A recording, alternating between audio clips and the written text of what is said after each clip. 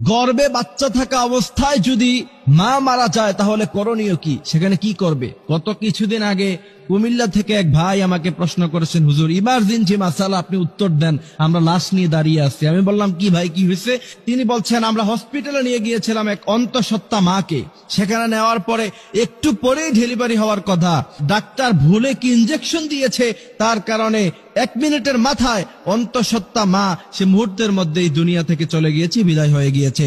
এখন তার ভিতরে বাচ্চা আছে, এখন কি করণীয়, আমরা কি করতে পারি হুজুর উত্তর দেন। আমি মুহূর্তের মধ্যে থমকে গেলাম, কারণ এমন প্রশ্ন আমার জীবনে আমি কোনোদিন শুনি নাই। এই জন্য আমি এটা জাতির উদ্দেশ্যে আলোচনা করে দিচ্ছি আজকের আলোচনায়।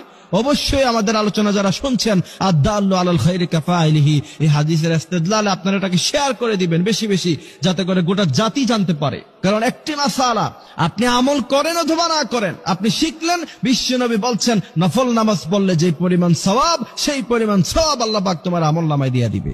আমি অবাক হইছি যে এই প্রশ্ন তো কখনো পাই নাই। পরে আমি গবেষণা করে এটার উত্তর যেটা পেয়েছি, যদি সন্তান গর্ভে থাকা অবস্থায় কোনো মা মৃত্যুবরণ করে, যেহেতু এখন সায়েন্সের জামানা, যেহেতু এখন মেশিনারিজের জমানা, অবশ্যই চেক করে নিতে হবে সাথে সাথে যে বাচ্চা ভিতরে জীবিত আছে কিনা।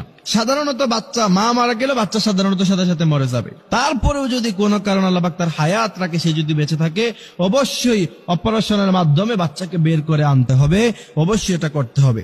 আর যদি না হয় তাহলে কি করবেন? আমাকে প্রশ্ন করা হচ্ছে, হুজুর বাচ্চা যদি ভিতরে মারা যায় তাহলে কি তাকে আলাদা বের করে আলাদা জানাজা দিব, নাকি একসাথে দিয়ে ফেলবো? এখানে হচ্ছে মূলত মাসালা। যদি আপনি চেক করার পরে দেখেন যে না, বাচ্চাও দুনিয়া থেকে চলে গেছে, তাহলে অবশ্যই আপনি মায়ের পেটকে চিরাফারা করে, ইসলাম এটাকে সাপোর্ট করে না।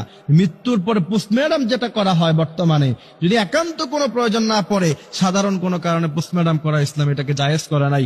যদি দেখেন যে বাচ্চাও ভিতরে মারা গেছে, মাও মারা গেছে, এমত অবস্থায় অবশ্যই দুইজনকে একসাথে জানাজা দিয়ে একই কবরে তাদেরকে দাফন করে দিতে হবে, বাচ্চা সেখান থেকে বের করা যাবে না।